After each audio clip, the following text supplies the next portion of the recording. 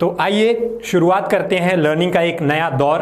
यहाँ पे हम लोग सीखने वाले हैं आने वाले कुछ दिनों में, फिर कुछ महीनों में, क्योंकि ये जर्नी बहुत लंबी चलने वाली है। मेरा नाम है सौरभ पांडे सर, और यहाँ पे हम लोग शुरुआत करने वाले हैं अपने जनरल स्टडीज़ के कंप्लीट कोर्स की। जी हाँ, इस कोर्स में हम रूट टू शूट पूरा जनरल स्टडीज़ कवर करने वाले हैं, और एकदम बेसिक से लेकर के और हाई लेवल के क्वेश्चंस, कॉन्सेप्ट्स, टॉपिक्स सब कुछ यहाँ पे आपको बताया जाएगा, सिखाया जाएगा। और जब भी आप यहाँ पे एक क्लास कंप्लीट करेंगे तो आपको खुद ही इतना कॉन्फिडेंस होगा और इतनी सारी नॉलेज और कॉन्सेप्ट्स आप सीख करके जाएंगे कि आपको मजा आने वाला है। तो शुरुआत करेंगे इस पूरी जर्नी की हम बहुत ही बेसिक और बहुत ही इंपॉर्टेंट टॉपिक से, जो कि है इंडिया साइज एंड लोकेशन। जी हाँ, तो सबसे पहले हम शुरुआत करने वाले हैं अपने इस जर्नी में India size and location, which is very very important. इसमें हम लोग अपने देश के बारे में ही पढ़ने वाले हैं। अपने देश के बारे में बहुत सारी इंपॉर्टेंट चीजें, facts, figures, boundaries, states, union territories, everything, बहुत सारे टॉपिक्स हैं, और इन बहुत सारे टॉपिक से बहुत सारे क्वेश्चंस भी पूछे जाते हैं अलग अलग एग्जामिनेशंस में, चाहे वो आपके स्कूल के एग्जामिनेशंस हो, चाहे वो 10th के बाद के कॉम्पिटिटिव लेवल के एग्जामिनेशंस हो, 12th के बाद हो, ग्रेजुएशन के बाद हो, पोस्ट ग्रेजुएशन के बाद हो। आपके जीवन में जितने भी कॉम्पिटिटिव एग्जाम्स आप देंगे, माइंड इट, जितने भी कॉम्पिटिटिव एग्जाम्स आप देंगे, उन सब में इन सभी टॉपिक्स को जो हम हर दिन रात में 9 बजे कीको के यूट्यूब चैनल पे सीखने वाले हैं, वो यहाँ पे आने वाले हैं। तो आइए शुरुआत करते हैं। सबसे पहला जो हमारा टॉपिक है, इंडिया साइज एंड लोकेशन।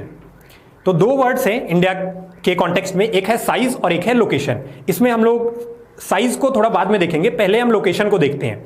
तो जब भी हम किसी ज्योग्राफिकल फीचर को या ज्योग्राफिकल टर्म को डिफाइन करते हैं, चाहे वो लैंड हो, चाहे वो माउंटेन हो, चाहे वो प्लेट्यू हो, तो हम उसके सबसे पहले तो ज्योग्राफिकल लोकेशन की बात करेंगे, वो कहाँ पे एग्जैक्टली लोकेटेड है, सिचुएटेड है।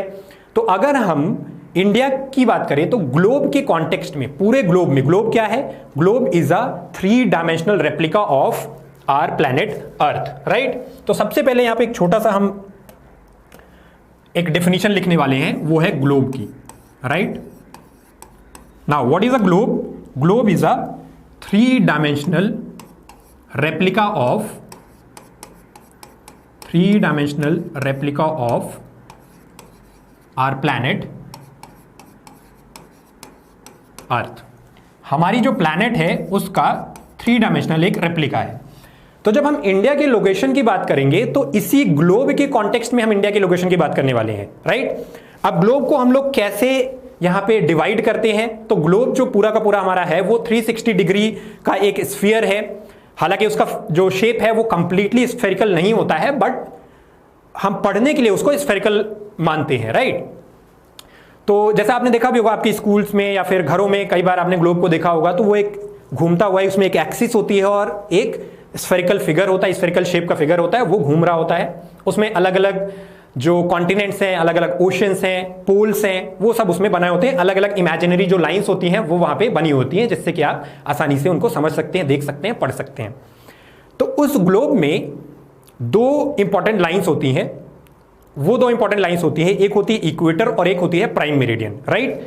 तो कुछ इस तरीके से आपको ग्लोब यहां पे देखने को मिलेगा, लाइक दिस। कुछ इस तरीके से ग्लोब आपको देखने को मिलेगा। इस ग्लोब में एक यहां पे आपको सेंटर लाइन मिलेगी, लाइक दिस, और एक और सेंटर लाइन आपको मिलेगी जो कि वर्टिकल होगी। तो पहले तो हमने हॉरिजॉन्टल सेंटर लाइन की बात की, फिर हमने वर्टिकल सेंटर लाइन की बात की, राइट। यहां तक समझिएगा। अब इसके बाद इस जो हॉरिजॉन्टल सेंटर लाइन है इसको हम लोग बोलते हैं इक्वेटर।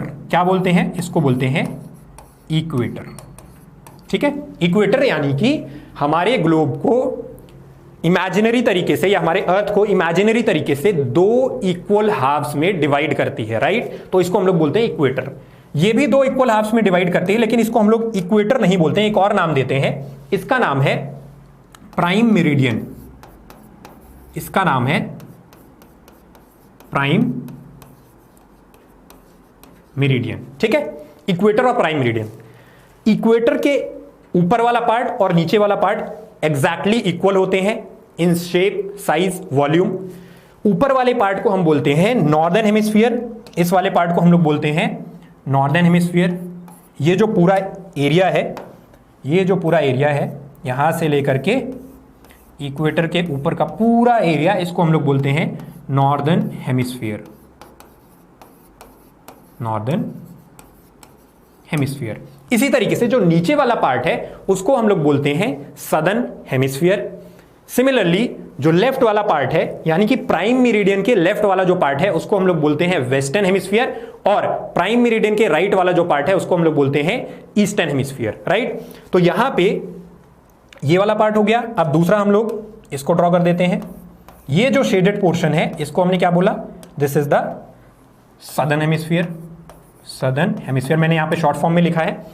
उसके बाद जो प्राइम मेरिडियन है, प्राइम मेरिडियन के लेफ्ट वाला, यानी कि ये वाला पूरा रीजन, ये वाला जो रीजन है शेडेड पोर्शन ब्लू कलर से, इसको हम लोग क्या बोलते हैं, वेस्टर्न हेमिस्फीयर।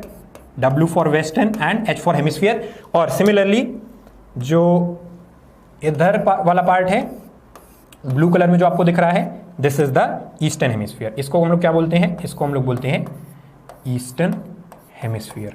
राइट, अब जब हम बात करेंगे इंडिया के लोकेशन की, तो इन्हीं चार हेमिस्फीयर्स यानी कि eastern hemisphere, western hemisphere, southern hemisphere और नॉर्दर्न हेमिस्फीयर, इनके रेस्पेक्ट में हम बताएंगे कि हमारा इंडिया का लोकेशन कहां पे है।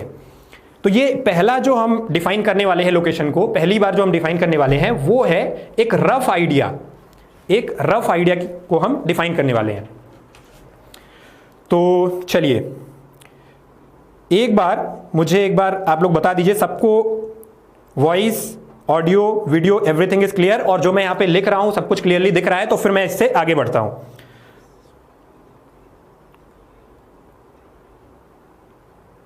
एक बार चैट में आप लोग यस सर, ओके, काफी सारे लोग आ चुके हैं। अंशु, आदर्श, अंशु है, आदर्श है। Adarsh sir, I am Kiko student, वाह वेरी गुड, काफ़ी अच्छी बात है। I attend live classes on Kiko app. I hope कि आपको लाइव क्लासेस काफ़ी पसंद आती होंगी, काफ़ी अच्छी लगती होंगी। Okay, this is a great way to study. Thank you so much Adarsh. Pooja, Raksha, Ashutosh, how are you Ashutosh?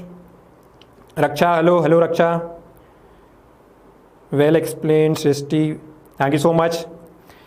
Saurabh, Ashutosh, Pooja, Rupa, Nisha, Rajvardhan, Piyush, okay, so काफ़ी सारे लोग हैं। सो चलिए, ठीक है, चलिए अब हम लोग आगे बढ़ते हैं यहाँ से, ठीक है। चलिए यहाँ से आगे बढ़ते हैं। तो ये आपको समझ में आ गया, चार हेमिस्फीयर्स में हमने डिवाइड कर दिया अपने पूरे के पूरे ग्लोब को, राइट, ईस्ट, वेस्ट, नॉर्थ और साउथ। अब इंडिया की पोजीशन कहाँ पे है, तो इंडिया की पोजीशन आती है हमारे इस वाले पार्ट में।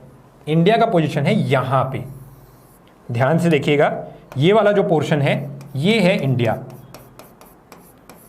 ये वाला जो पोर्शन है, रफली मैं यहां पे बता रहा हूं, ये इस वाले पोर्शन में हम इंडिया को रिप्रेजेंट करते हैं। तो अब अगर मैं आपसे पूछूं कि कौन से ऐसे दो हेमिस्फीयर्स हैं जहां पे इंडिया लाई करता है, तो आपका आंसर क्या होगा? With in 10 seconds in chat में जल्दी से 10 सेकंड के अंदर आंसर बताइए। ये चार हेमिस्फीयर्स हैं, मैंने बताया आपको, आंसर मैंने बता दिया वैसे तो, बस आपको थोड़ा सा दिमाग लगाना है। अगर इंडिया यहां पे लाई कर रहा है तो कौन कौन से दो हेमिस्फीयर्स में इंडिया लाई करेगा? कौन कौन से ऐसे दो हेमिस्फीयर्स हैं? जल्दी से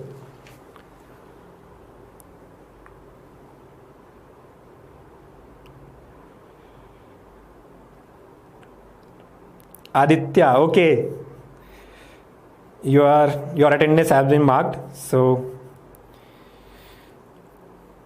विवेक, ओके विवेक, आपका भी यहाँ पे बहुत बहुत स्वागत है। पूजा, ठीक है। चलिए, तो यहाँ पे जो दो हेमिस्फीयर्स हैं वो कौन कौन से हैं? पहला है, आप देखिए यहाँ से, नॉर्दर्न हेमिस्फीयर, और दूसरा है ईस्टर्न हेमिस्फीयर। तो इंडिया का जो लोकेशन है that is eastern hemisphere plus northern hemisphere.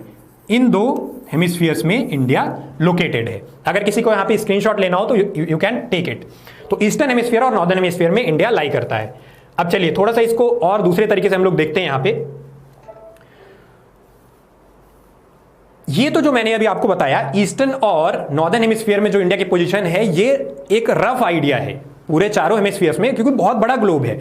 अब उसको अगर हम थोड़ा सा और स्पेसिफाई करें तो जो ग्लोब होता है उसमें हम लोग क्या करते हैं, दो टाइप की parallels of latitudes and parallels of longitudes को के बेसिस पे हम लोग पूरे गरिमा, आपको समझ में आया सारी चीजें अच्छे से? गरिमा, एवरीथिंग क्लियर? Everything clear? अभी हमने क्या किया है, हमने इस चैप्टर में almost 50 to 60% of the topic, मतलब ये जो पर्टिकुलर टॉपिक है इसका 50 to 60% पार्ट हमने कंप्लीट कर लिया है। कल के लेक्चर में हम लोग बाकी का बचा हुआ जो पार्ट है उसको कंप्लीट करेंगे और फिर हम लोग क्या करने वाले हैं, इससे जो रिलेटेड क्वेश्चंस है, हालांकि बहुत सारे क्वेश्चंस मैंने आपको ऑलरेडी आज बता दिए हैं, लेकिन बहुत सारे ऐसे भी क्वेश्चंस हैं जो कि हूबहू जो कि आए हुए हैं एग्जाम्स में, उन क्वेश्चंस को भी हम कल डिस्कस करेंगे। तब आपको और ज़्यादा कॉन्फिडेंस आएगा कि जो आपने पढ़ा है वो कितना इंपॉर्टेंट है। और ध्यान से इस चैप्टर को कल रिवाइज करके जरूर आइएगा। जो नोट्स हैं, जो आपने स्क्रीनशॉट लिए हैं, जो भी लिखा है, उसको जरूर साथ में रखिएगा ताकि कल के क्लास में आपको कोई प्रॉब्लम ना हो। ठीक है, चलिए। सो आज का क्लास यहीं तक रखते हैं। इसके आगे का जो पार्ट है वो हम लोग कल की क्लास में देखेंगे। स्टैंडर्ड मेरिडियन टाइम जोन तक हमने देख लिया था। So I hope I am very clear till this very point. यहाँ तक कोई दिक्कत किसी को नहीं होनी चाहिए, राइट? तो ठीक है, शैल आई वाइंड अप करें? चलो, तो मिलते हैं कल रात में 9 बजे हर दिन की तरह आज से, और फिर से मिलते हैं कीको के यूट्यूब चैनल पे। चलिए, जय हिंद, वंदे मातरम।